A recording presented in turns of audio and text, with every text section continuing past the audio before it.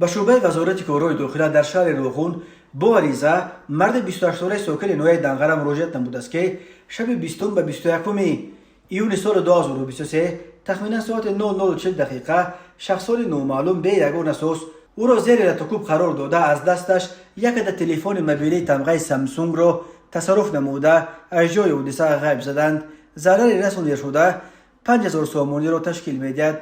در نتیجه گذراندن چاره‌بینی‌های اپراتیوی جستجویی از جانب کارمندان میلیسیا مردان 26 سی و 26 ساله ساکنان شهر پنجکند، کون بادام و نویه مومن آباد که پیش با ماده‌های 376 و 244 کودکس جنایتی جمهوری تاجیکستان سود شدند با گمان صادر نمودن جنایت غارتگری دستگیر کرده شدند. این چنین نامبردگان شب 20 به 21 ایون سال 2023 تخمینا ساعت 00:50 دقیقه در کوچه نورکیان شهر روغون به یگان اساس زن 28 ساله ساکن شهر بختر را زیر رتکوب قرار داده از دستش یک عدد تلفن موبیلی تمغه سامسونگ را تصرف نموده از جای حادثه غیب زدند.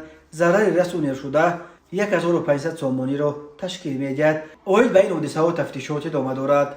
به شعبه وزارت کارهای داخلی در شهر کولاب عریضه زن 32 ساله ساکن شهر مذکور وارد گردیده است که 17 ایون سال 2023 تقریبا ساعت 2:00 دقیقه شخصان نامعلوم به طریق پنهانی به حجره جای خوابش واقع در مهمانخانه چنور در آمده از داخل حمیانش یک عدد کارت دوشنبه سیتی را که در صورت حسابش 3100 سومانی بود دزدیده از جای حادثه غیب زدند.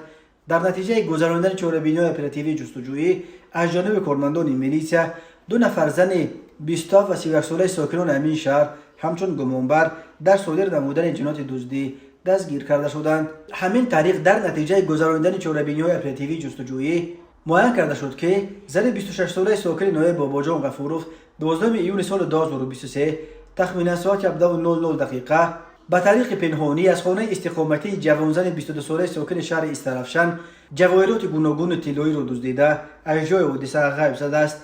ضرر رسانده شده 10000 سومانی را تشکیل می‌دهد. اوید به این حادثه پرونده جنایتی با ماده 244 قسم دوم کودکس جنایتی جمهوری تاجیکستان آغاز کرده شده تفتیشات ادامه دارد. در نتیجه گذراندن چاره‌بینی‌های اپراتیوی جستجویی از جانب کارمندان میلیسیا معین کرده شد که مرد 43 ساله ساکن شهر پنجکند ماه می سال 2021 با روی فریب به باوری مرد 62 ساله ساکن شهر مذکور در آمده با بهانه فرزندش را از جوابگری جنایتی آزاد نمودن مبلغ 112500 سومانی گرفته تا حال مبلغش را برنگردانیده است. اوی به این حادثه پرونده جنایتی با ماده 247 قسم 3 کودکس جنایتی جمهوری تاجیکستان آغاز کرده شده تفتیشات ادامه دارد.